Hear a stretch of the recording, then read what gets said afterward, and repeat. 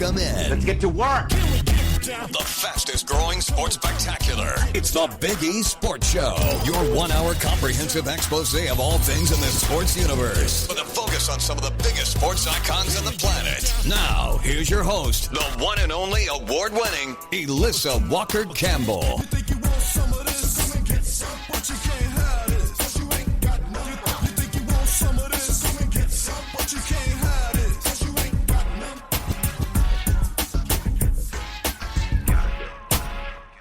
Hey, welcome back to the Big E Sports Show. I'm your host, Elissa Walker Campbell. And what a special time it is for Oklahoma football. The Sooners are off to an impressive start this season with big wins over Michigan and Auburn.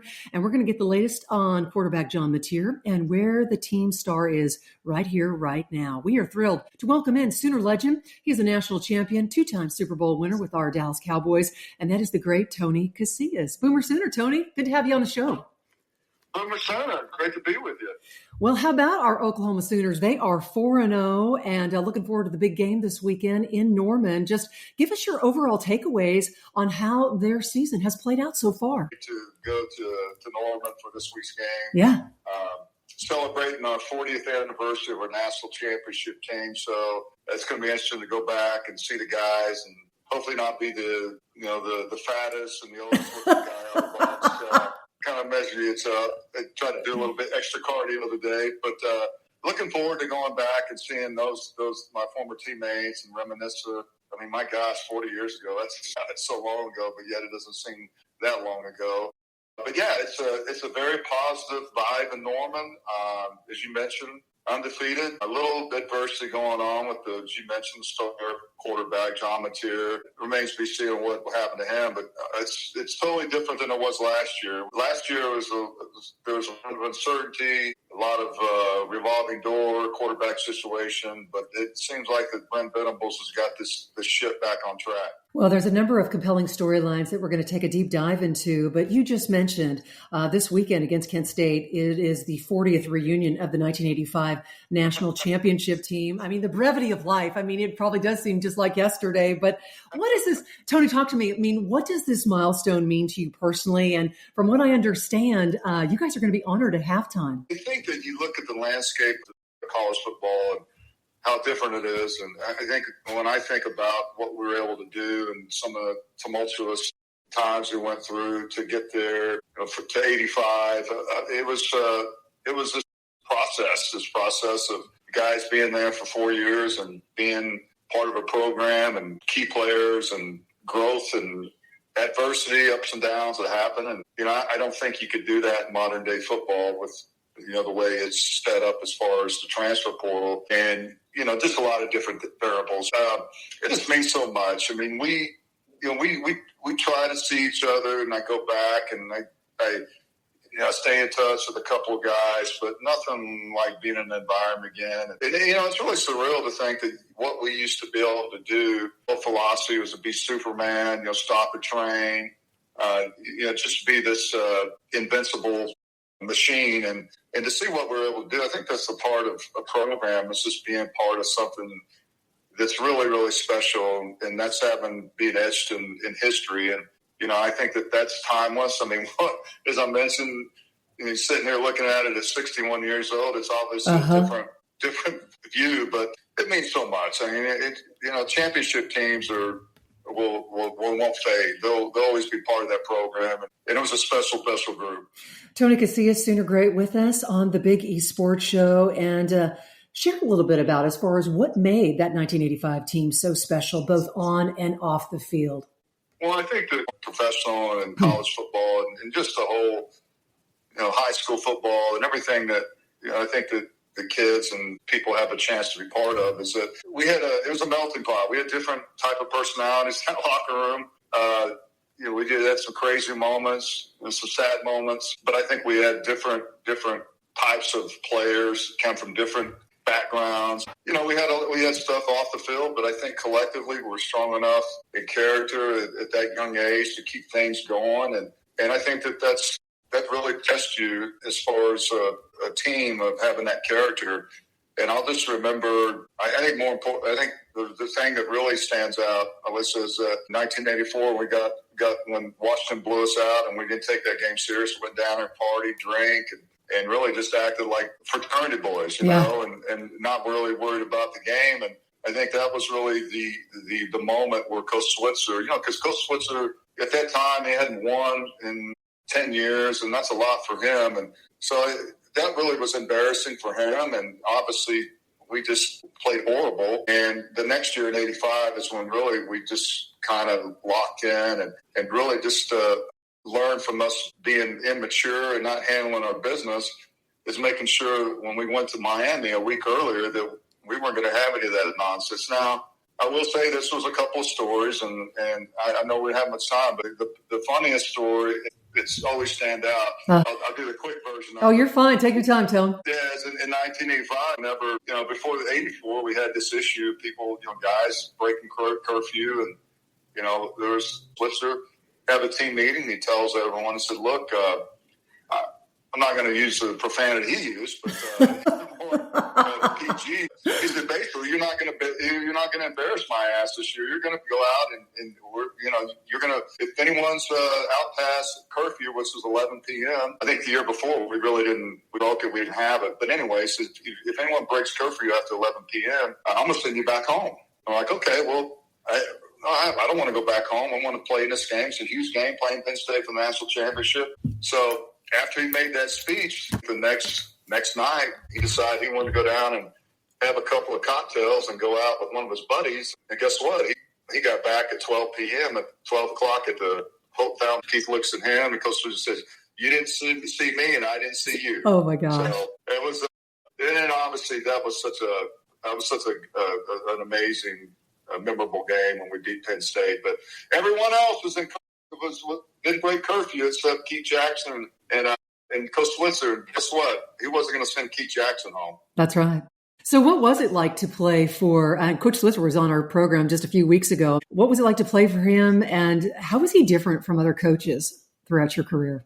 I think his communication, his loyalty. I think I've never really met anyone, best friends, people that really you think they're really close to your heart and will be there for you.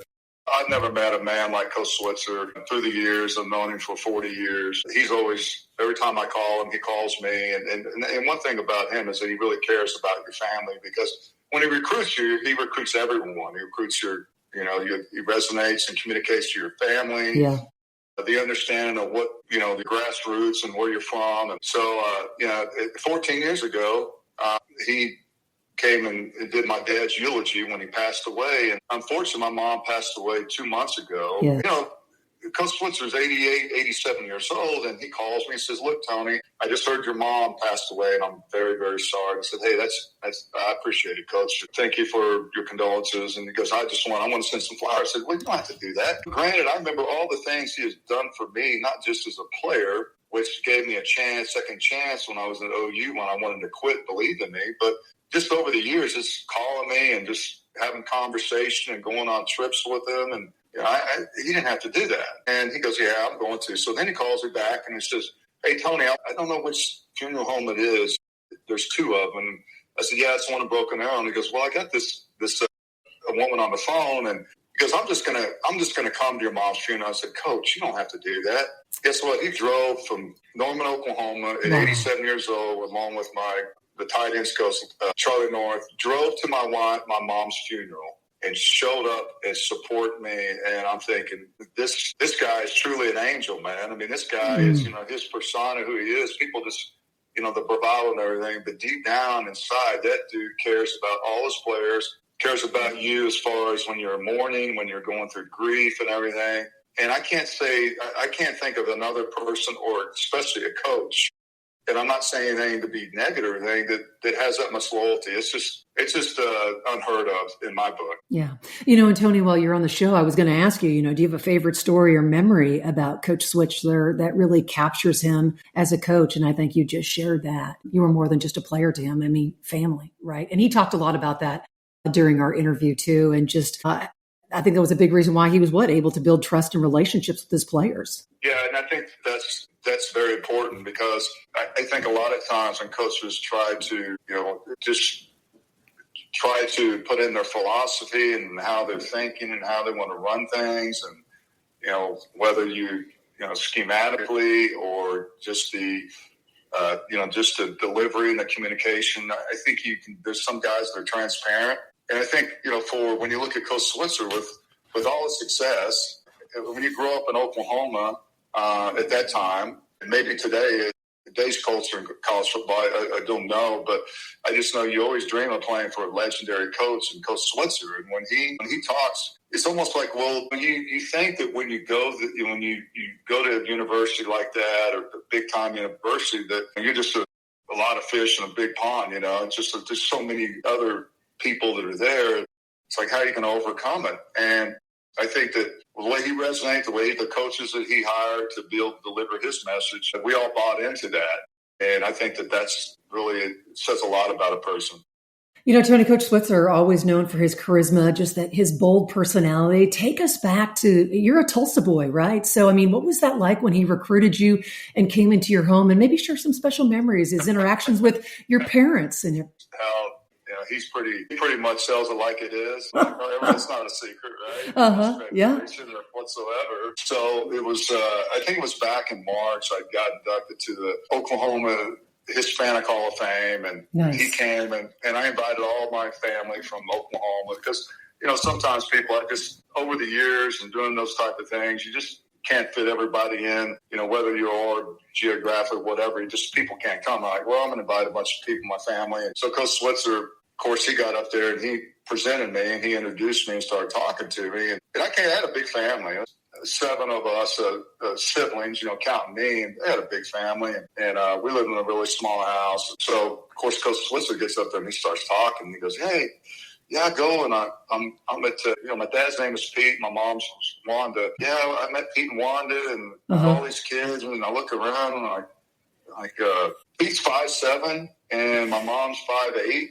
And he's looking around and he's like, "Where's Tony?" And so here I come, and I just worked out. It's like one of his home visits. I just worked out, and I walk in, he looks at me, and goes, "Man, here's this brown god." And he looks at me, and he looks at Pete. He goes, "Hey, Pete and Wanda, you need to get a DNA test because something's not." I'm like, that's what Coach Switzer would say. And he always said that, he'd always say, and all the sensitivity that people may have about, their nationality or their, whatever the race is, he always would introduce me as the best Mexican he ever coached. And so that just that was kind of the slogan for my introduction. Those are the things, but he was such a tremendous coach. And, he had a lot of expectations. I look back I look at that 84 season, and that's when Marcus Dupree was there. And I really think that there was a lot of things going on with him, and the players, and not sending the right message.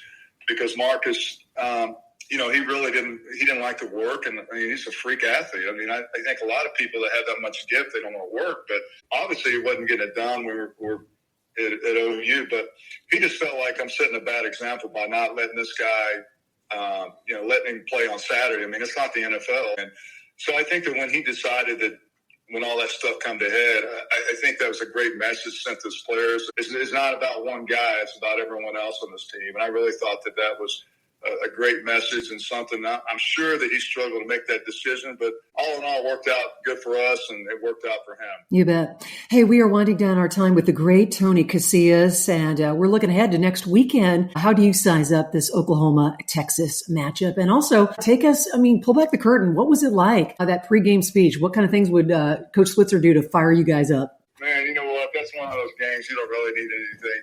The coach is saying anything. If you can't get up for that game, something's wrong, because bus ride and going through the state fair and seeing all those people, your heart rate, it's hard to keep your heart rate and your heart in your chest. And there's nothing like that game. And besides it not being a playoff game or anything like that, there's nothing in the middle of the season that gives you that much energy. The fans and how you feed off that. I think Oklahoma, you look at, John Mateers, I don't know how long he's going to be on the shelf. I think their defense gives them a tremendous chance. Michael Hawkins is a guy that played last year, and he's got some experience. But I'm not too sold on Archie Manning Jr. I think there's a lot of expectations and a lot of potential, but to this point, it doesn't look like that showed up. Hopefully, that won't show up next week. But that's kind of expectations with the hype and everything. Where you're getting paid a lot of money, people want to, they put expectations on that. I think it's not going to be like last year. I think that we got a great chance of doing something special, but. As you know, that SEC schedule, the latter part of it is pretty brutal. So that's going to, not just one game, there's going to be a lot of games behind this one. You think he'll be ready next weekend? I don't know. It's hard for me to, I look at it this way. If I'm John Mateer, I'm thinking, I'm not sure how he's rated as far as coming out, if he's going to come out in the NFL. And I'm thinking, well, if he wants to come out in the NFL, does he want to hurry himself up? And does he want to just to get out and play, which I think would be an unselfish thing on his part. And part of me says, he wants to get back out there and maybe just turn around and show that he's fine. Whoever the doctor out in L.A., he's done like Kobe Bryant. He's done all these big-time athletes. I don't know. I mean, the guy's definitely a leader. He can play, and he's got experience, and gives him the best chance to win. So hopefully he'll come back a lot sooner. I mean, it can happen. It just seems it's all about how he heals. Well, and this is certainly a big opportunity this weekend, tomorrow against Kent State for Michael Hawkins Jr. So he's got to be ready. Hey, good stuff. Appreciate you coming by, and have fun at the 40th reunion. Congratulations. I will. Hopefully we won't all show up with our walkers and everything like that. We'll be able to stay up past 10 o'clock. Absolutely. Take care. We'll talk to you soon. Thank you, Tony.